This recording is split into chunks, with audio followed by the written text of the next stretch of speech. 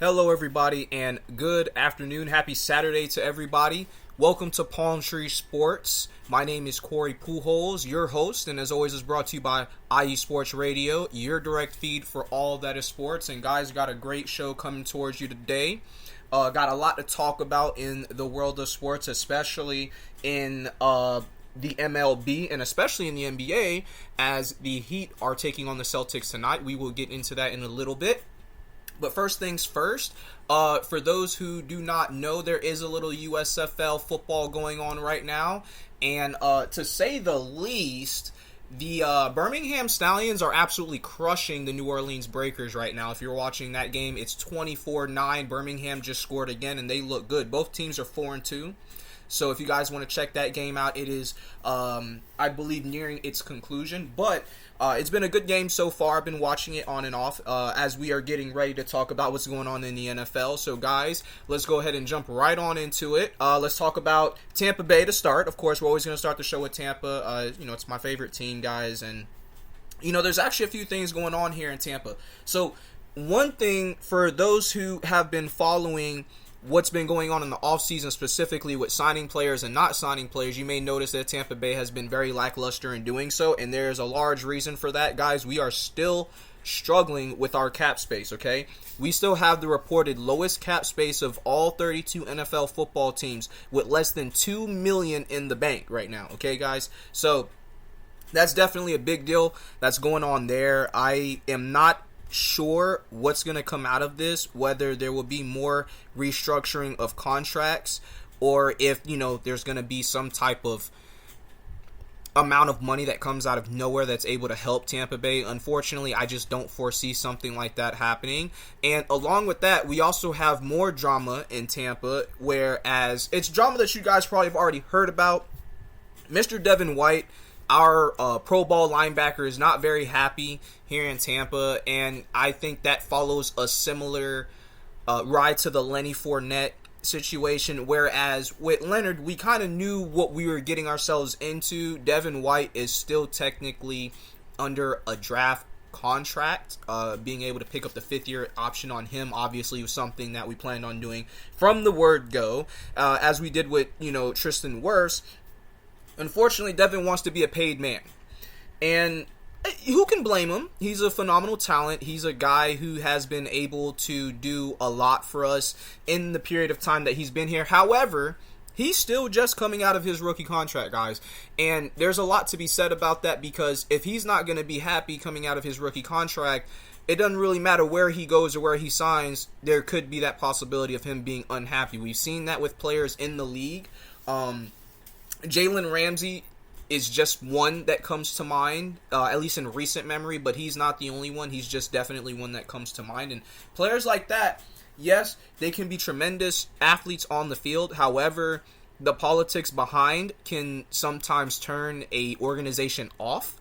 And again, that's something that has happened multiple times. I mean, look, Jalen was drafted by the Jaguars. Now he's playing for Miami, and the Jaguars made it farther than Miami did last year. The Jaguars are probably the better all-around team, okay? Yes, the Dolphins have a phenomenal offense, but just look at what the Jaguars are able to do on defense. Look what they're also able to do in the run game, where Miami did not have much of a run game in comparison. So those are just things to pay attention to when you're watching what goes on with big players like that. Devin White, of course, a Super Bowl champion, should be fetching a high price, but rumors have it that he's looking to be picked up for a second and or fifth round, and unfortunately for me, that's just not enough. I wouldn't trade him for anything less than a first round draft pick. He's a Super Bowl winning linebacker. He's shown just how valuable he is in that young defense that we had when we won that Super Bowl back in 21. And guys, to be honest with you, it would just be bad. It would be bad business to get rid of him for anything less than a first round draft pick, in my humble opinion. And also due to the fact that it's not like there are that many linebackers out there that are better than him at what he does. Okay, he's one of the best at getting to the quarterback. He's one of the best at also pressuring tight ends and receivers within the first 5-yard radius that you're allowed to do so in. And with that being said, I don't see him leaving Tampa Bay, at least not this year. It's a possibility. I mean, if you talk enough, you complain enough, obviously, but I just don't see that, and I think he would be wise to come to a senses to know that by the end of this season, the cap situation will have relieved itself, and he would be able to sign a big contract. Now, I believe he's looking upwards of a $100 million type-ish contract. Obviously, a long contract for sure, but he's looking for big money, and I don't think Tampa Bay has a problem giving him that, but we need an extra year. We're definitely going to need another year to let all of this fall out from the Brady era here in Tampa Bay, and by no means do we regret it. It's absolutely phenomenal. I just hope that we're able to come to terms with Devin, after this season is over, and hopefully we don't have to worry about trading him mid-season or anything like that. If we do trade him, it better be for a Pro Bowl type player or a first-round draft pick. Again, anything other than that is just bad business, and, at the end of the day, we'll just have to wait and see what happens there. But he is expected to be at minicamp. That's the good news. There was a post that he shared on Instagram with his boys and talking about minicamp. So I think he looks forward to seeing all the guys out there. And perhaps once he gets out there and gets his groove on and sees that this defense is still pretty good, that maybe he'll settle down a little bit and refocus, at least for this season. After this season, we could talk about whatever he wants to talk about. You see what I'm saying? But let's get through this season first, in my humble opinion. Now, the last bit of information, at least interesting information coming out of Tampa as far as the Buccaneers are concerned. There are two things. They kind of go hand in hand. One is that there's an article out there that says we have the saddest QB competition in the NFL. Sure, you can say that, but I'm going to back up Baker Mayfield. Again, I've mentioned this before on the show. I watched him in college football at Oklahoma.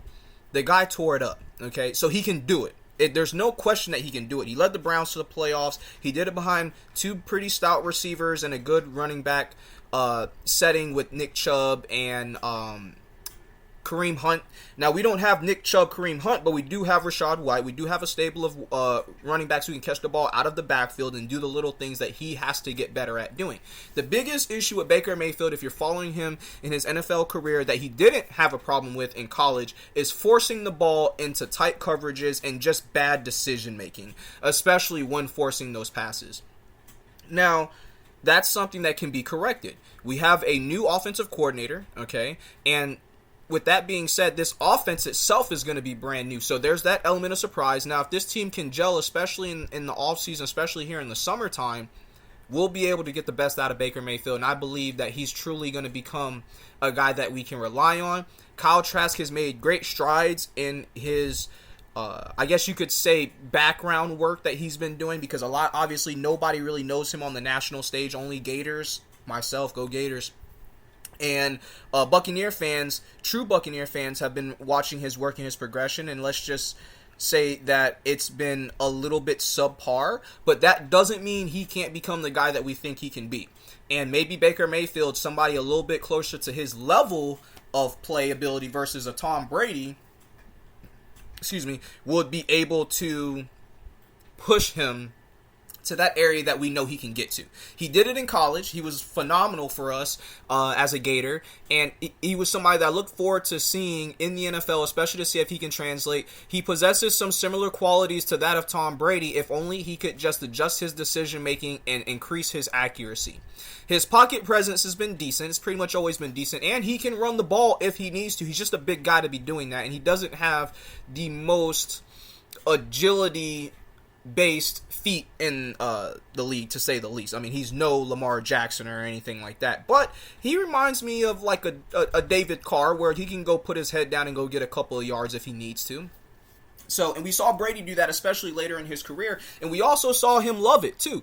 One thing that Tom didn't get enough credit for was how good of a running quarterback he was, and for all intents and purposes, he was actually pretty good. He averaged a first down each run. So, not average, but he had a good average for first downs. My apologies to adjust my correction there.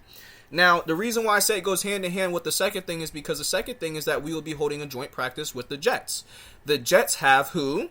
Aaron Rodgers. So, I suspect this will be a great time for those quarterbacks to get together, and knowing Aaron, he'll probably have a few things to say, at least, to the other quarterbacks. And even if he doesn't have anything to say to our Tampa-based quarterbacks, they can pay attention to what he does and learn some of his tricks, his techniques. You've been looking at Brady for the last couple years, so here's a chance to look at another great and see what you can take from that, i.e. Kyle Trask and Baker Mayfield. The NFL is moving back to a third quarterback policy, which is great for us because we're going to need it. And I would say it in Bane's voice. Unfortunately, I don't have time for that at the moment. But you get the idea. Hopefully, this quarterback competition will actually bring the best out of them. And hopefully, this preseason we'll have an opportunity to look at both quarterbacks and see exactly what they can bring to the table for Tampa Bay. Nobody expects Tampa Bay to do anything this year. They're all expecting this to be bad. And that's perfect because the element of surprise is just as good as any other element in the Art of War for those who have read that book. And I just look forward to seeing what Baker can do. I think he's going to be great.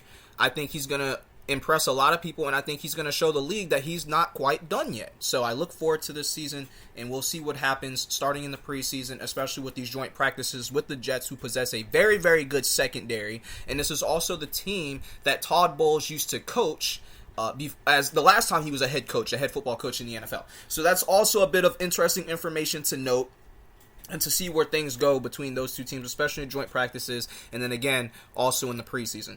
Let's move on to the Jaguars, guys. Now, as we trickle down, there's about the same amount of information coming out for the Jaguars, not much for the Dolphins right now. So we'll talk about the Jags first, and then we'll slide into the Dolphins. With the Jags, Calvin Ridley, who suspended all of last year, has been keyword impressive in on-the-field work and routines. So before OTAs, obviously, he was out there in pads, cooking it up with Trevor Lawrence, and now it seems like they have a number 2 receiver on their hands that can also help Christian Kirk out in that receiving core, so that way there are a lot better choices for Trevor Lawrence coming out of one-on-ones, especially with 2 deep safeties, because the league right now, everybody's playing 2 deep safeties. When you switch to 1 deep safety, that's when a lot of teams seem to get cooked, so especially if you can't get to the quarterback. We'll have to wait and see how that works out. And also, New Orleans is moving down the field right now. Just take a quick pause to talk about the USFL. It is 24-9 Birmingham. However, New Orleans just scored a touchdown right as we speak. So touchdown New Orleans, guys. If you're watching that game, there's 12-10 left in the fourth. To decide this game, it is now going to be a 1-possession ball game now, guys, for the USFL. So we will see how that turns around, especially if they convert this 2-pointer, because if they convert this 2-pointer, it'll be a 1-possession ball game. If they don't, 2-possession, guys. So back to the Jaguars. Obviously, they are the best team, in my opinion, like I said, coming out of the state of Florida right now. And the reason why is simple. They have the most talent in all areas of the game. You look at Miami. Miami has an electrifying offense. Great receiving core. They need a little bit more help in the receiving core because it can't just be Tariq Hill. They did lose Mike Gesicki. Okay, so those kind of morphing situations that take place in the NFL are being addressed in Miami. However, we will see what that defense is able to do because the defense does have some studs on it, but they have studs and then they have players who we don't even know their names. Okay, because they have no production yet. So again, we'll see how that permeates for them. However, with, again, like I said, the Jaguars, it's crazy that we're sitting here saying this, especially after I mentioned the Jalen Ramsey situation, was drafted by the Jaguars, who's now in Miami.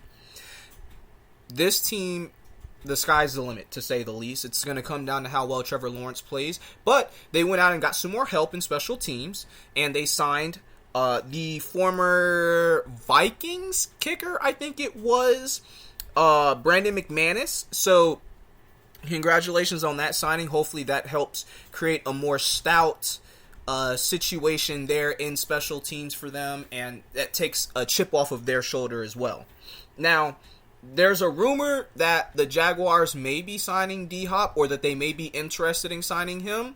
That could be potentially electrifying for that team. To have a guy that you can just throw it up when you're not sure and just say, look, I'm going to let him do his thing, okay? D-Hop is probably the most hard from the standpoint of guarding with multiple people receiver in the league. And what I mean by that is, if you guys remember Megatron, he could be in triple coverage, but guess what? He's still open because he's Megatron. That is what I mean by D-Hop. D-Hop carries with him that X factor that if the ball's in the air, your chances, regardless of how many people are around him, are better than slim of him coming down with it, and especially for big yards and in big situations, which he has proven both in Houston and in the desert out there with the Cardinals. So, if the Jaguars can sign him, perfect. Great addition. We'll have to see what happens there. But that's pretty much it for the Jaguars. And as we slide into Miami, which we were talking about a little bit earlier, it's going to really come down to Tua and the defense, right? It's like that for every team. But more specifically because we know that the Dolphins are beatable without Tua.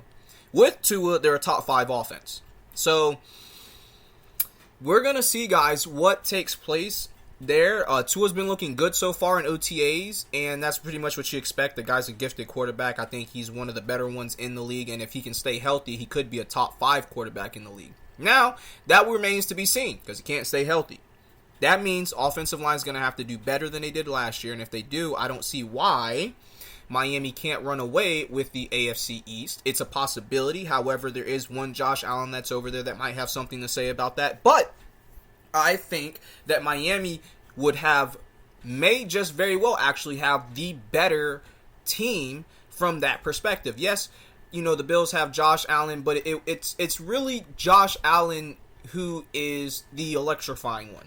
If there's another quarterback in there, they have the same problem that Miami has. However, I don't know if their defense is as good or could be as good as Miami's defense can be this year. So I look forward to seeing what they're able to do specifically with Tua and on defense. I look forward to the production from a lot of the players that they added on in Miami. So, again, we'll have to wait and see how that happens, especially with one of the better defensive secondaries in the league. And let's just, again, like I said, see what happens due to the fact that, again, all these players could potentially be phenomenal for each other, or there could be too much ego in the room. And we'll see how that goes because I mentioned, again, Jalen Ramsey before, who has a big ego, and he's shown it. So we'll see what happens, guys. We will see what happens. Do they have what it takes to run away with the AFC East? Yes. Will they? I don't know. Tua, Allen, Mac, and who's that fourth quarterback? Aaron Rodgers, right? Aaron Rodgers, I suspect, will have a down year. There's not a lot of confidence behind me saying that, but I do suspect that he'll have a down year, as do I suspect that Josh Allen will have a down year, because you're not just going to go hard for 4 straight years. It's very hard for a quarterback to do that, and if you look back in the history of the QBs that we have had in the NFL, how many of them can just go like Pro Bowl 4 or 5 years in a row? Not many. Not many, guys. Go back and look at how many quarterbacks have done it over the last 5 years, over the last 10 years for that matter, and I'm pretty sure you're going to see Brady. You'll probably see Rodgers. You'll see, what's your boy's name? Oh, my goodness. What a time for me to be forgetting names. But you'll definitely see Rodgers. You'll definitely see Brady. And you'll see Drew Brees. There we go. Before he retired.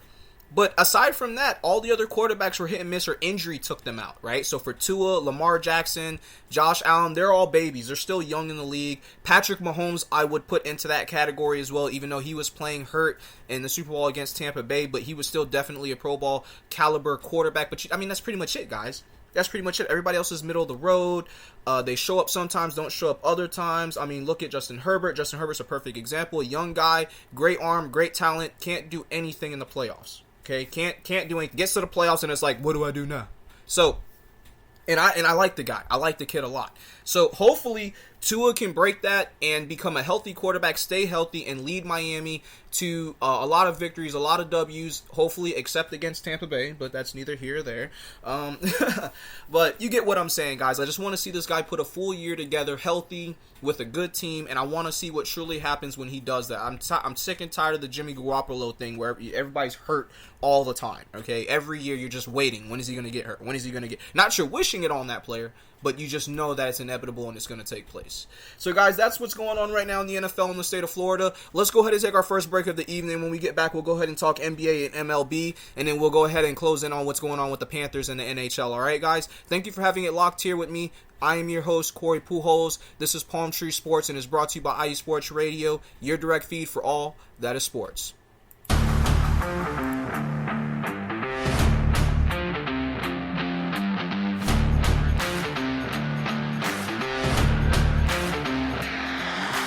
What's good, fight fans? It's your boy, Marcus Los Rate, here to give you what you want, here to give you what you need. Yeah, man. Yeah. I'm coming to you live, straight from your mama's basement with a crispy, awesome white tea. They're coming to you live every Tuesday at 10 p.m. Eastern Standard Time.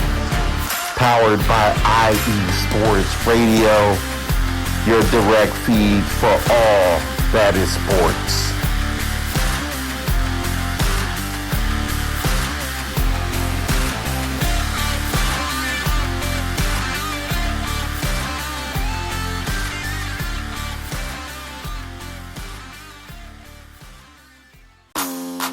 Ladies and gentlemen, hear me and hear me good.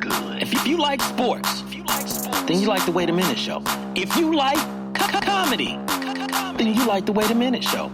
If you like a different opinion coming from a different angle, then you like the Wait a Minute Show. So join me Saturday, 8 p.m. Eastern Standard Time with your host, Jelani J.B. Bodie. And of course, my man Lopan on the WaitAMinuteShow.com. Ain't that right, Lopan?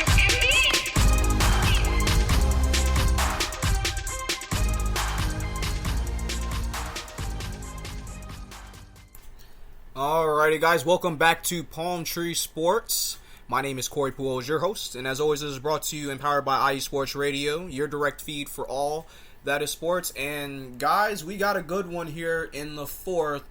Birmingham just punted on 4th and 19 back to New Orleans. It is now 24-17 with 9 minutes and change to go. So check it out, guys. I mean, looks like this one's going to go down to the wire a little bit, especially with the field position. I think they're getting it around the 35, 40-ish. So we'll see what happens there, guys. But let's continue on to what's going on in the state of Florida and sports all around the leagues. And we're headed to the NBA right now. Okay, so, excuse me, this is a very interesting situation. The Nuggets swept LA, much to my dismay. That rhymes. And I'm very, very, very sad because I was hoping that we would see a repeat of the bubble championship a few years ago, and it looks like we're not going to get that. So, congratulations to the Nuggets. I don't like y'all at all. I don't like the Nuggets as a basketball team. I never did, and I don't think I ever will, and this is not helping the case any. But what is helping the case is my Miami Heat being up 3-2. Now, there is a caveat to that. The caveat to that is that the Celtics have won the last 2 games. Does this scare me?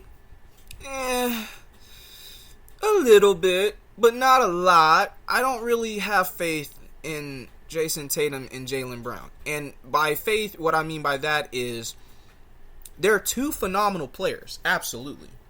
But if that's going to be, your dynamic duo, it's going to get you about as far as Harden and Embiid did. Because these 2 guys, as good as they are, they lack, what's funny because they used to say this about LeBron, they lack a killer instinct. So, you hear that about LeBron and you're like, okay, that's crazy. I don't understand where you're coming from with this. He lacks the killer instinct when he's got the most clutch, field goals, I think, in the history of the NBA. I think he's number 1 all time in clutch field goals.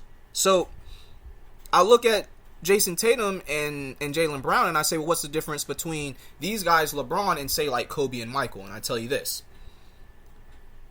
If it's game 7, the score's 102-100 with 10 seconds to go, 8 seconds to go, I don't know if either one of them are going to hit the game-winning shot. Nor do I expect them to hit it from three-point land. Now, if you're telling me you have somebody like, you have LeBron, or you have Kobe, or rest in peace to Kobe, if you have Damian Lillard, if you have James Harden, who has hit some clutch shots, if you have Kevin Durant, okay?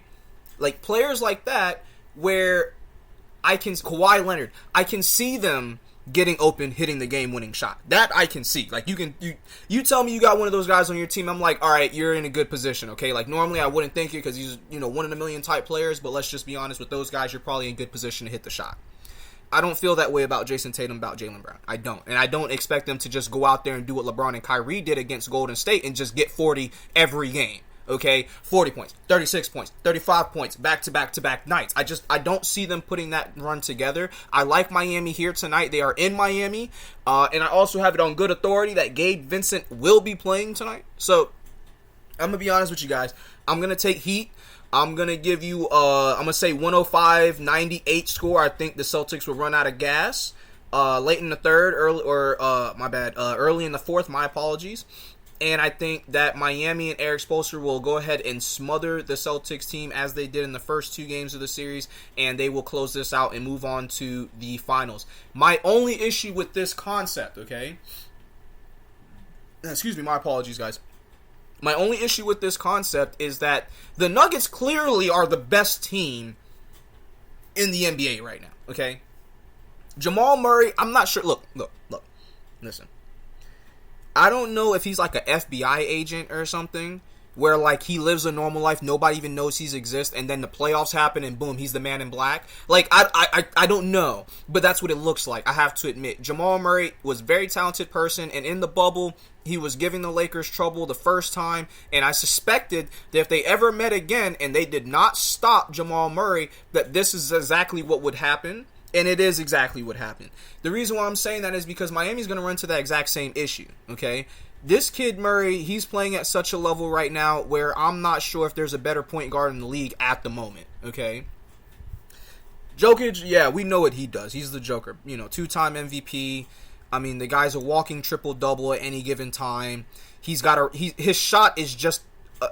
I can't even explain what his shot is. It's like being the most accurate guy, but with like a rocket launcher somehow, because the guy is just so big. He's such a physically intimidating presence, and he's shown just how good he was. Now, obviously, I will say that Miami has Bam, and obviously Bam Adebayo is just one of the most phenomenal big men in the game as well. But I don't know if he's on the level of Jokic. I mean, let's just call it like what it is. The rebounding, the passing, the scoring, putting people in position to score effectively. That's not something that Bam has quite in his game to the level of Jokic. So, here's hoping that Miami can wrap this game up here in Game 6 against the Celtics. Like I said, my final score is 105-98. Miami, they wrap it up and move on to the NBA Finals against the Nuggets. The last game, they lost by a score of 110-97.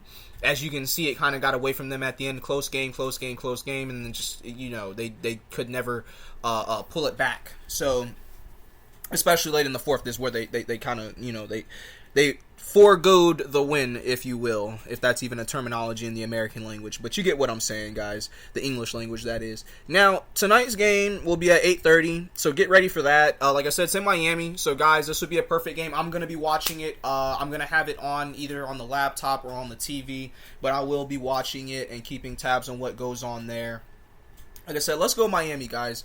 Let's go Miami. And like I said, Gabe Vincent should be slated to play tonight. He's not doubtful or anything like that, excuse me again. And I look forward to seeing what he can do to contribute to this team.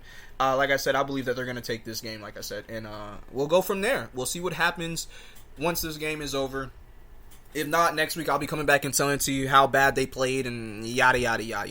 I gotta talk my crap a little bit, guys. So, anyhow, let's move on over to the MLB. Now, this team right here, guys, the Rays, this is a team to be excited about, okay? Now, I know we're dealing with some injuries. I know things look a little shaky right now.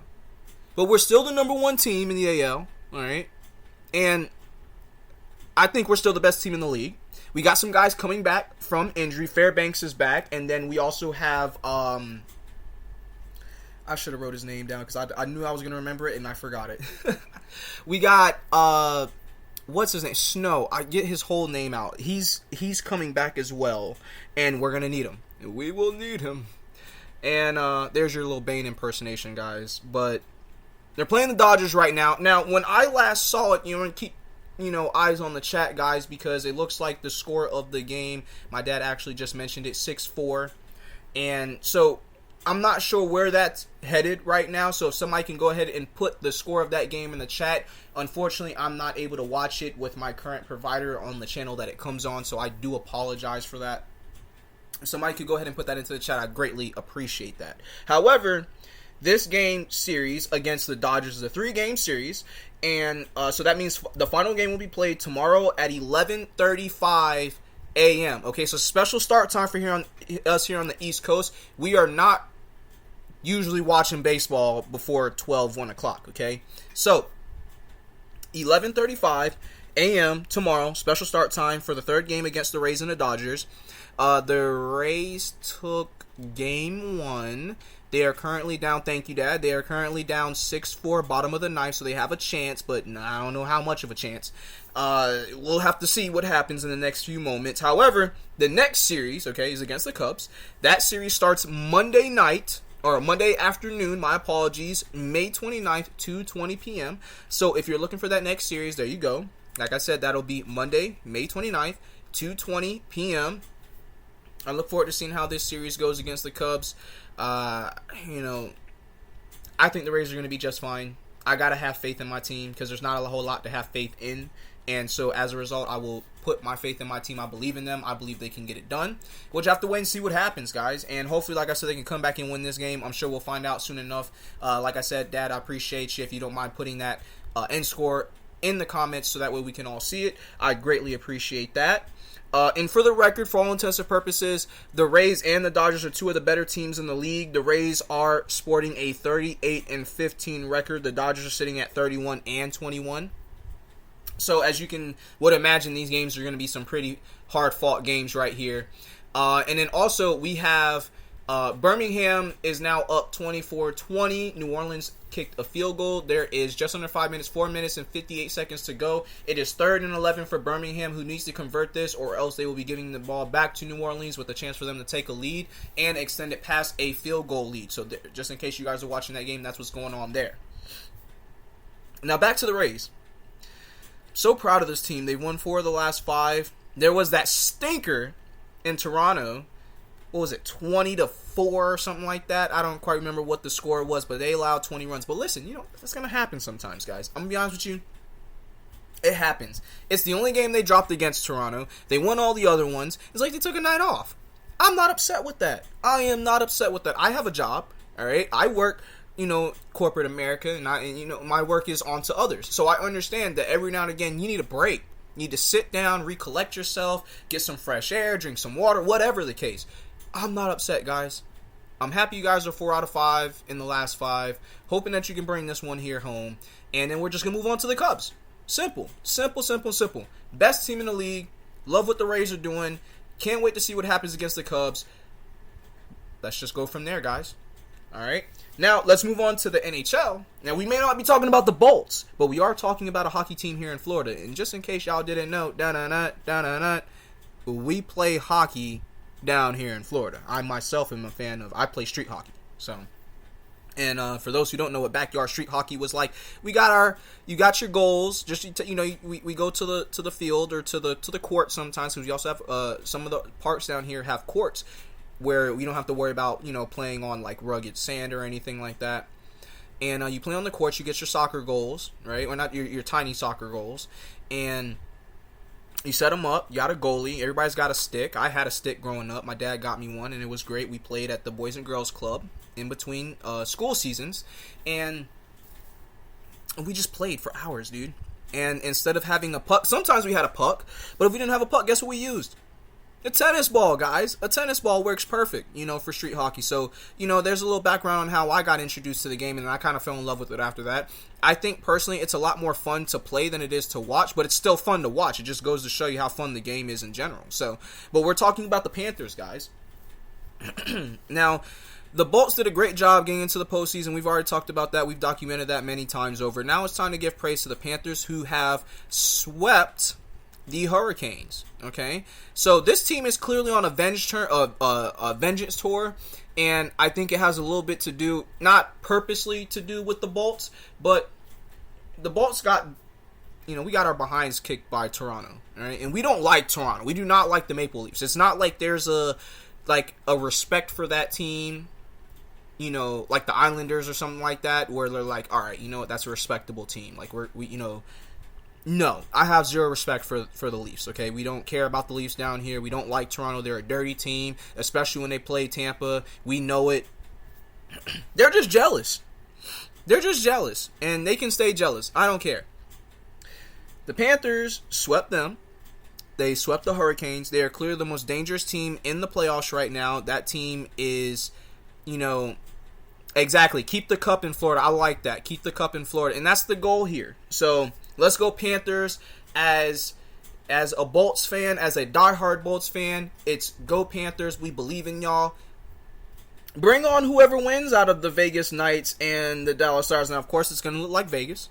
Right? Vegas is up 3-1 on Dallas, and hey, you know, it is what it is. It's very similar to what's going on in the NBA right now, where, like I mentioned, the Nuggets swept the Lakers, and you have the Panthers sweeping the Hurricanes, and you have this other team that's struggling, especially if Vegas wins a second, or my bad, they lose this second game, right? Because then you're going to be in a series where the exact same thing that's happening in the NBA is happening in the NHL. So that's something to keep an eye out, guys. For those who follow the scripts, you know, there's a whole lot of, oh, it's all staged, it's all, you know, written behind the scenes. Well, if it is, there's an ironic, you know, place that both the NBA and the NHL are in, especially with coming down to the final two teams of who's going to play in their respective championship games, whether that be the NBA Finals or the Stanley Cup Finals. So, go Panthers. We believe in y'all. And like I said, we will be the Panthers, Florida, will be facing, my dad says Vegas. He's usually right, actually, in these kind of scenarios, one way or another. Interception Birmingham. That might but all seal this game, pending New Orleans has 2 timeouts, but they're at midfield. So let's see what happens there. I think 3 first downs will end it. Yeah, 3 first downs will end it and put them in field goal range to run out of the clock, or just go a go-ahead touchdown. So we'll see what happens there. But as I was talking about, my dad tends to be right on this. He says Vegas. I'm going to rock with him and say Vegas as well. I don't like Dallas either. So, I mean, go Vegas at this point. Just by virtue of the fact that I don't like Dallas. So, and I don't like Dallas as a city. So that means the Cowboys. The only team I like out of Dallas is the Mavericks. Okay, it's the only team I like, and that's because they have Luka Doncic, and I'm a huge Luka Magic fan, and I was a Dirk Nowitzki fan before he retired. So, yeah, there it is, guys. There's my take on what's going on there. Now, that's pretty much it for the NHL. Again, like I said, Bulls got knocked out earlier by the Maple Leafs, and then obviously Florida, the Panthers already got vengeance for them, so thank you guys again for that. Let's go ahead and slide on to what's going on in the martial arts department, guys. Now, one championship just wrapped up a great card. I only got to see a couple of fights from the card, but one of them was a 16-year-old kid who got a knockout. I couldn't get his name, unfortunately. I was watching it on Twitter as I was going through everything else, checking around the leagues to see what's going on. But I do have some big news coming out of the UFC, and that's what we're going to go ahead and talk about here, guys. So, as you guys know, I'm a big fan of martial arts, and we're getting a lot more attention down here in Florida. I expect some more cards will be down here before the end of the year. I can't wait to see what happens with those cards. But as far as what's coming up in the next few weeks, as you guys know, we're in the final week of the month of May, heading into June, and June is the summertime specifically.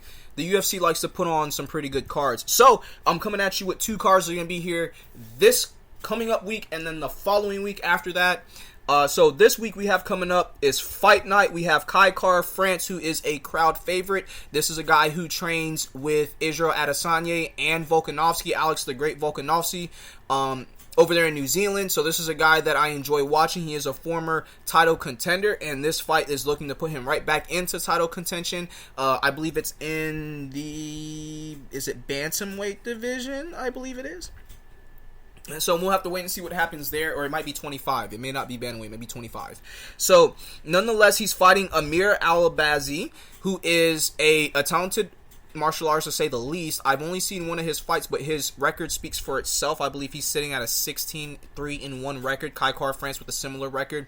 Guy's a phenomenal striker. I look forward to seeing how that main event turns out for UFC Fight Night. That Fight Night will be June 3rd at 9 p.m. Okay, guys? Also on that card, 2 crowd favorites, Jim Miller and Jared Flash Gordon, will be duking it out. This has the mark of bombs, guys. Just straight bombs. Yeah, Jim Miller has a ground game, but he's older. He's going to stand and bang, and I suspect that Jared will do the same. I can't wait to see what both of these guys do. This is going to be a great match. Aside from the main event, I think this should have been the co-main event, but we'll see what happens. I look forward to seeing what happens specifically on this fight night, as there are 3 positions that people are fighting for as far as number 1 contendership status. So we will see what happens there, and we'll go from there also as things continue to open up in the UFC, because this is just one of a slew of phenomenal cards coming our way. Followed by that card, the following week specifically, will be the title bout between Amanda Nunes and Irene Aldana. Now, this comes with some deep saddening to report that Juliana Pena will not be fighting for the title. Instead, it will be Irene Aldana. As I mentioned, guys, Juliana Pena is supposed to be wrapping up her series against Amanda Nunes. She was really the only person we've ever seen dominate and beat Amanda. And so for that purpose alone, I would love to see them run it back. However, the show must go on, and I believe Juliana Pena suffered injury. And due to that, unfortunately, she's not going to be able to go. It is what it is, guys. You got to find a replacement. It's too close to the main event series. And there's not going to be any open main events for the foreseeable future. So, and what that means is that this is UFC 289 we're talking about right now. UFC 290 through 294 is booked, guys. It's booked. We got Dustin Poirier, Justin Gaethje 2 coming up. We've got, the lightweight? No. Bantamweight. Is it? Bantamweight and flyweight titles coming up also in the next few cards. So these, just keep it locked, guys, because each week I'm going to come back and I'm going to give you what's going on in the next 2 weeks for martial arts. So just know this. Amanda Nunes has to fight somebody on the 10th, because basically it's all wrapped with a bow on top of it in the UFC until about October, November. Okay, guys, that's kind of long when you're dealing with something so active as the UFC and martial arts in general. So, also part of that card, crowd favorite, one of my favorite lightweights to ever do it, Charles Oliveira, fighting Beneil Dariush.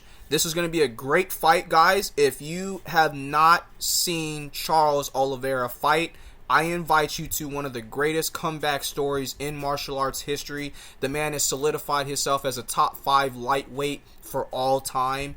I truly love the metamorphosis that has become Charles Oliveira. He is near and dear to my heart in the martial arts community as far as fighters goes. He's one of my favorites to ever do it. And I just look forward to seeing him add another W. But this W will not come easy. Beneil Dariush is a very talented martial artist in his own right. So, guys, that's pretty much it for what to watch coming up. Like I said, we have baseball tomorrow, and we also have basketball tonight.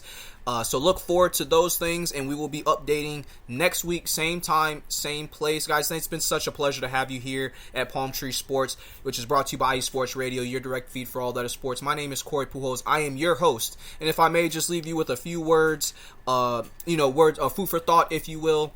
Enjoy the weekend, guys. Enjoy your break time. Spend time with family. And when you do, enjoy the time that you spend. I want to send a shout out to my cousin Ethan. Congratulations on graduating. I am so proud of you. I love you. I love you. I love you. I love Titi, I love Theo, I love everybody there. Welcome back, Unks. Thank you so much for your service. I just want to share that as well. And, I want to say I love you guys. I love my family. Love you, Dad. Thanks for checking in. Thanks for tuning in. Thank you to the rest of everybody else who has been listening. Larry, you're the man. We love and respect everything you do for us on a weekly basis, on a daily basis. We look forward to making you proud. And guys, that's pretty much it for the show. So I will see you same time, same place next week. If you want to talk, hit me up on Instagram or Twitter at Corey Pujols. I'm always engaged in a conversation about sports, especially if it's coming out of the state of Florida. Look forward to seeing what's going to happen as we continue to unfold everything going on here. And I look forward to talking to you guys again next week. Again, same time, same place. Palm Tree Sports Radio, Corey Pujols, IU Sports Radio. You know what it is, guys. We'll see you next time. Peace, and may there be peace in your lives. All right. Have a good night, everybody.